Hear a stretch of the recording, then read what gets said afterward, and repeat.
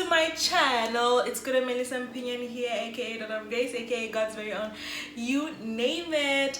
Today I am so excited to be doing this video. I'm sure you can see the title down there. I have a special guest with me. Hey, serious people, guys, serious people. Please just introduce yourself. I don't wanna do it for you, so just go ahead. Hi guys, my name is Wupe. I am a pediatrician. I'm currently doing my PhD in pediatrics and child health here in Russia. That's me. So much depth in the introduction, guys. So we're going to talk about the things that you should probably consider. I mean, really consider before you start medical school. We know that medicine is just like the golden job, you know, especially for our Africans. Like, it's one of the options, you know, whether you like it or not. But I think like it's something so serious that you really need to take into consideration and really think it through. And I wanted to bring somebody who's experienced. Like, she graduated from medical school in 2013, and she was working since. So I was like, I didn't want to be the one doing all the talking and I'm only like in my 4th year. Bruh. I had to bring somebody who knows that thing, you know. So the reason why I wanted to do this video is because I've been getting a lot of questions. If you haven't watched my vlog about my day in Russia as a medical student, definitely go watch it. It's close to 3,000 views now. Thank you so much for the love and for watching. But don't forget to subscribe and let's grow my channel. We're close to 1,000 subscribers, so just hit that button and the notification bell, and I'll keep on putting out more content like this and other things as well. So let's just get straight into the video. Enjoy. And now you got me singing like I got too much grace, I got too much grace. You already know that I got too much grace, I got too much grace. I ain't got worry now, I got too much grace, I got too much grace. And I ain't even sorry now, I got too much grace, I got too much grace, yeah. I got the grace, I got the grace, yeah. Lines and every other things are fall into place, yeah. So we're basically just going to dwell on 4 points and definitely go into depth. She will explain it from experience, and I must say that she also did her undergrad here in Russia, so we will probably also be talking in relation to studying medicine in Russia. But we will try to make it general so that anyone can relate to what we're going to say now.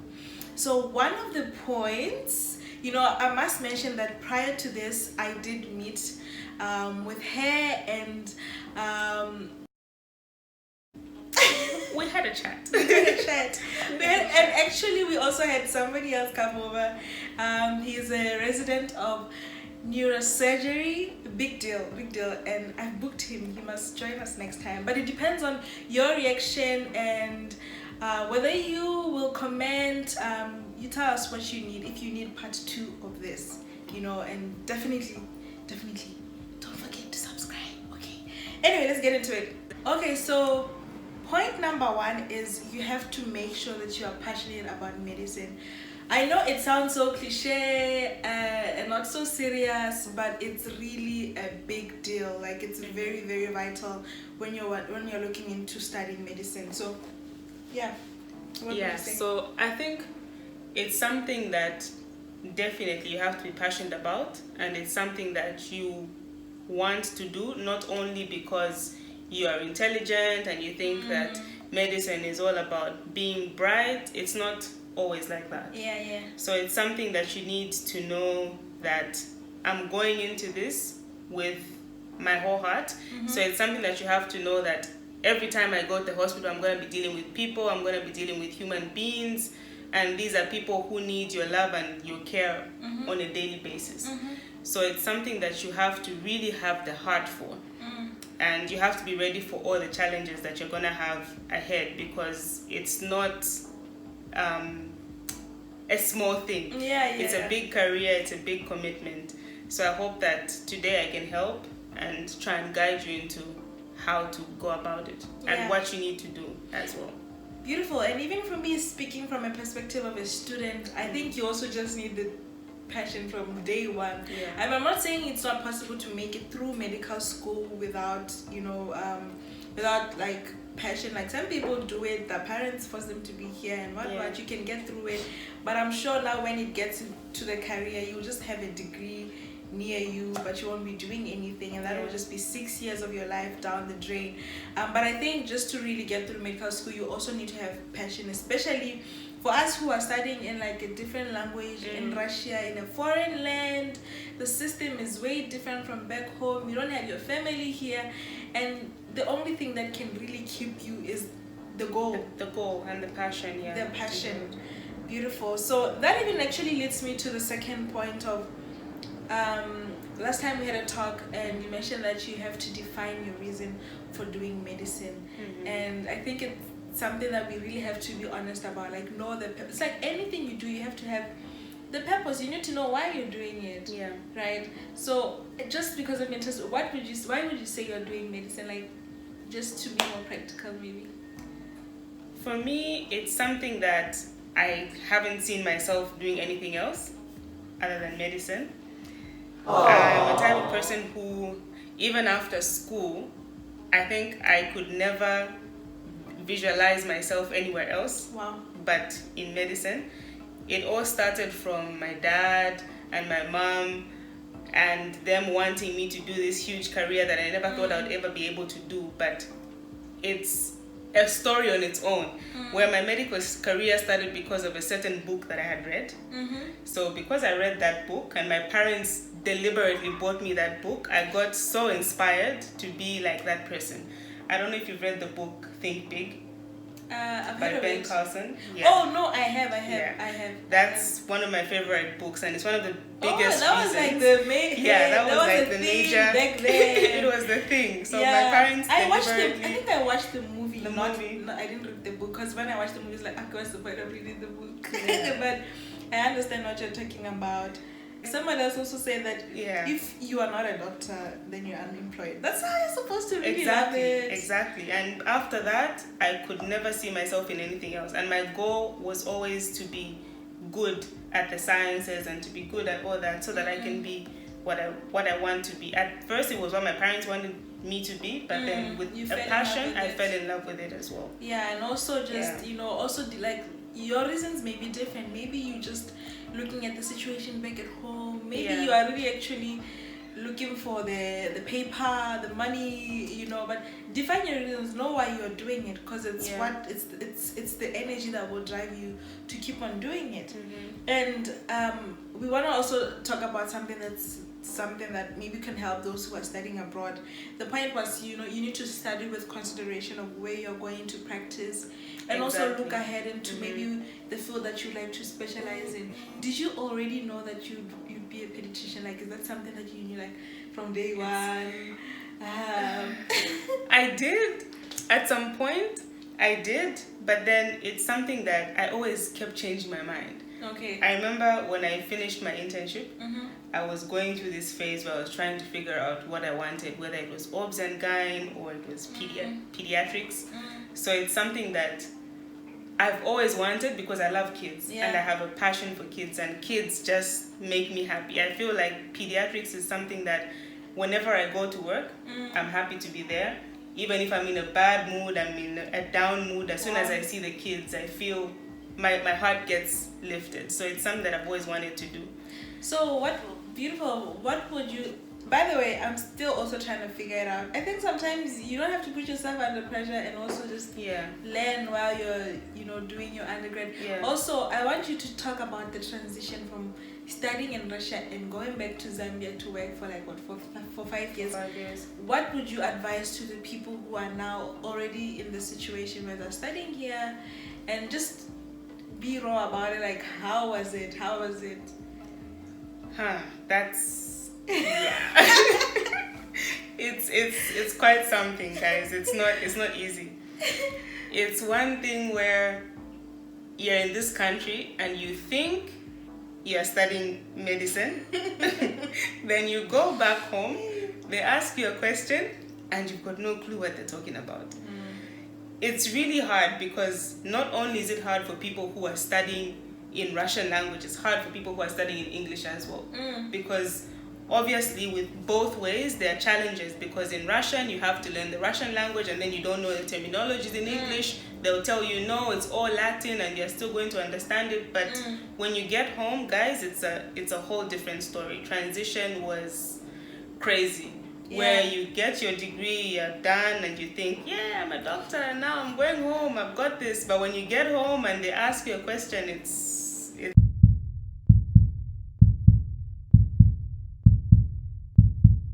not easy. Yeah, so the transition was, I don't know, do you want me to talk about the whole thing? So the transition was, it was a process. So you get home, you finish your graduation here, you go back home, you wait for a few months. Like, this is for the Zambian students. So you wait for a few months, and then you have an interview. If you're coming from a foreign country, if you're not trained in Zambia, you have to go through that, and you have to go through what they call rotations. So these rotations are assessed at the time of the exam. The minimum you can get for rotations is 4 months. So 4 to 6 months. 4 months, which means 1 month in every department. So in some cases they extend it to 8 months, depending on how you do or how comfortable you feel. Then after that, you get your provision license. Then you go for internship. So internship is 2 years. How do you say from like the moment you just had the experience of being a doctor, like how was it? Like you mentioned something like the consultation or something, like the cycles you'd go through. How was it adapting to that whole environment? Because you obviously have other students as well who've been studying home, who kind of understand how things work around, So the transition starts as soon as you start your rotations. The point of that is so that you familiarize yourself with what is there in your country. Like for us, I know that here in Russia, we don't do much of HIV, AIDS, and TB. We don't really go in depth with everything that, with the treatments and the medications. So you study something. You find out that here you focus on diseases that these people they get, but at home it's kind of different. It's different. Although you learn everything, but here, you learn everything here, but the focus is, it's always like, oh, malaria, Exactly. We move. Now let's talk about like what people actually like encounter. And then for us, we had like tropical diseases in where I studied my medicine anyway. So tropical diseases, you just like go. You don't really go in depth.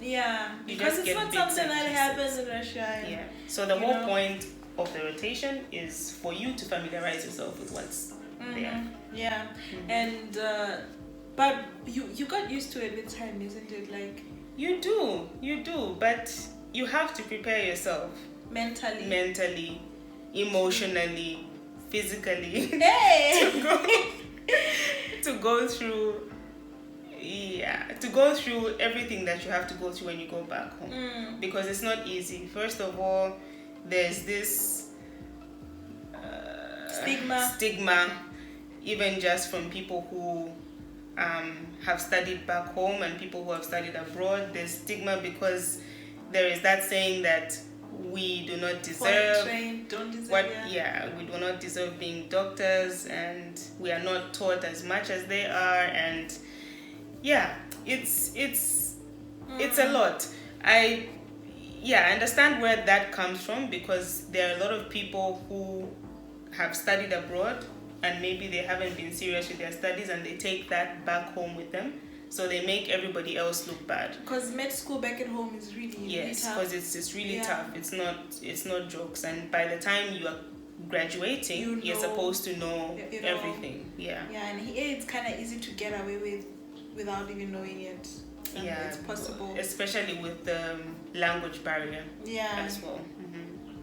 But like I mentioned before, guys, I did meet a resident in neurosurgery, and he actually studied home. Now he's doing his residency here in Russia. So I'm saying this because I have a chance to also do this. So do mention in the comment section if you want to hear from his side, and just if you want a Q&A maybe, or whatever that you want to say. But thank you so much for sharing that. I think people can be more aware and maybe study hard when you are here. Like, try better. Also, you mentioned maybe you can start doing your practicals in summer. Summer holidays, you can do them back at home, so that when you come back, it's not too overwhelming. It's not too bad. No, thank you so much for that. And also the last point, last but not least, is medicine is a commitment for life. I'm not saying this to make it sound like other careers are not, it's not a commitment, but there's something so special about medicine. It's like literally something that you have to deal with for the rest of your life, and you never know enough. Like, the human body is so complex.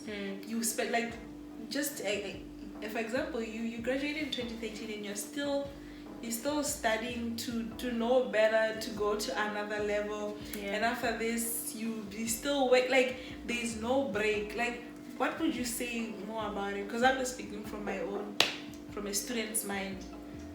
It's not. One thing you have to understand about medicine is it doesn't end after your 6th year or 7th year. It doesn't end there. That's just the beginning. It's just the stepping stone for the career. So if you want to fully be in medicine, you have to go the whole way, at least for most people. You have to keep improving yourself, because there's what's the word that I can use? There's a lot of demand for doctors nowadays, and there's a lot of demand for doctors who are specialized in certain things nowadays. So you can't just end at, I did medical school, I've done my internship. It's not enough. And medicine is something where you have to constantly keep learning. If you want to be better, if you want to be worth the hype in the career, you have to make sure you keep making yourself better. You keep studying. Even if you graduate, you still study. You still study. You still try to do courses here and there to improve yourself. Because trust me, by the time you finish your medical school, you don't know anything. It's just the beginning, like I said. So you need to and do that's more. 6 years. So you that's need to be prepared to like study for what, 15 years of your life, or what? So I started in 2006, I finished in 2013, I went back home. I worked from 2013 up to 2018, so it's 2 years of internship and then another 3 years of experience. By the so way, it's like 5 altogether. Which we forgot to mention that it's very, very important to have a certain amount of experience before you specialize. Because some people usually just, like here, there's a chance to go straight into specialty and all that. So would you say a little bit about that, like how, if it's really necessary or anything like that? For specializing, I think it's best to get some experience. Because like I said, when you go back home, especially from the guys who are going to be studying from here in Russia, you need that experience, even just for people at home. For you to be able to become better, you need to have a certain level of experience with real patients and real cases and real emergencies for you to be able to call yourself a consultant at the end of the day when you decide to do your specialty. So I think it's something that you need to really do. It's not a good idea to continue from your medical school and go straight into your specialty and then decide to go home, because there's going to be a lot of gaps and people are going to be looking at you like a consultant and you're supposed to know everything. You have to do things like operations, you have to do cesarean sections, you have to do basic procedures, which at home it's not, they don't just look at you as a consultant. At home you're the pediatrician, you're the gynecologist, you're the internal medicine doctor, you are everything. The physician. So you're everything. You have to make sure that you know everything about everything, and then you decide to specialize. Beautiful. Just to go back at the point for medicine is a commitment for life.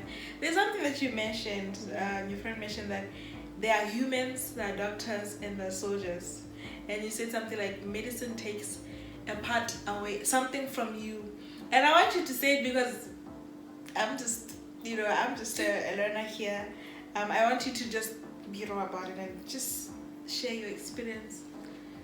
Yeah, okay. The thing about medicine, truthfully speaking, is it's something that you need to put Have a your heart for.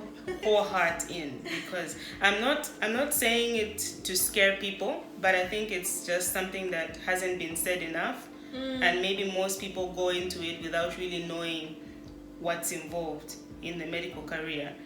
You have to have someone who has a very big heart. You have to be Basically tolerant with a lot of things, because there's a lot of things that you see people die, you see people having their last breath. You have to break news to parents who lose a child. You have to break news to relatives who lose someone who's special in their lives, and there's just a lot of things. You get to a point where certain things happen, and you've seen it so much. You've seen so many people die, and you've seen so much happen that it takes a part of you. You can't. It takes like it takes the emotional side away, because as a doctor you can't break news to somebody obviously and break down and cry. And cry with them. So we believe in help those that you can help, and let go when it's time for you to let go. So you become like sociopath or something. Not really. You have to be emotionless, because if you're going to be dwelling on one thing all the time, like I've had situations where I've lost babies. What would you say was your most traumatic? Was it even traumatic at the time? Because you mentioned there's a time where you just switched off. Like you switched off something in you and you now start thinking from a professional side. What do you think would have been the most traumatic thing? Just for them to see how bad it can be. For me, the most traumatic thing was my first day in internship. So my first day during my internship, I go into casualty, that's like the emergency department, where all the emergency cases come. And then my boss at that time knew that it was my first day, and he says, there are a few bodies for you to certify in the morgue. So I said, oh, okay, I'm going to go and certify. And I had no idea what I was going to certify. I just said, okay, I'll go. And then the man from the morgue comes and takes me, and we go down to the morgue. And what do I find? I find 12 dead bodies of 12 people who had been shot in the head. And I had to certify them one by one, 12 of them, because as a doctor, you don't just look at a patient and say a patient is dead. You have to check. You have to check for it. If the pupils are reacting, you have to check if the patient is breathing. So you have to do that one by one, so that you can write the death certificate and say this patient is dead. And it was very traumatic. It was the most horrible, gruesome thing I had ever seen in my life. But I've seen worse now. But at that point, it was like the worst thing I had to do. And I couldn't eat meat for 2 weeks or so. But after that, I was fine. And after that, I think I experienced worse. Yeah, I experienced worse. And the more I got to see what happens and how people die and how gruesome things can be, you find a lot of things, guys. Just a lot of things that I can't mention now because I don't want to freak you out. But yeah, so you basically after some time you just turn it off. You just stop feeling. You just stop reacting to anything. Yeah, because so you have to. If you have to survive, you have to get used to seeing blood and people dying and things like that. You hear, guys? So something I really wanted it to be this wrong, so that you become ready for this. Consider everything. What would be the last words, just for people? What would you say to them? Just the last few words. I think since this video has been mostly raw and all the bad stuff, guys, it's not all bad. I promise you, it's not all bad. Medicine has got its ups. It's a really great career. It's a good thing to do. It gives you a stand in your community. It gives you the prestige. It gives you prestige wherever you go. It's something that you're gonna have for the rest of your life, and nobody can take it away from you. Yeah. So it's a very good career. It's fun. You save lives. You're happy when a patient gets better. For me, who now works just with children, I've worked with all ages, but now I just concentrate on the kids. And every time they come in and they're very sick, when they walk out of there and they're running and happy, it just makes my day. It's the best thing ever. Imagine going to a mall and meeting a parent or a child who remembers you for treating them, and they say, "That's my doctor." It's very fulfilling. Yeah. It's a good career. Okay. It's something that will give you prestige. It's something that will be very fulfilling. It's not all bad every day. You get a lot of wins. So it's not something for you to just think, no, she's just talking about the negatives. It's not all bad. I just want you guys to know what it's like and what to expect.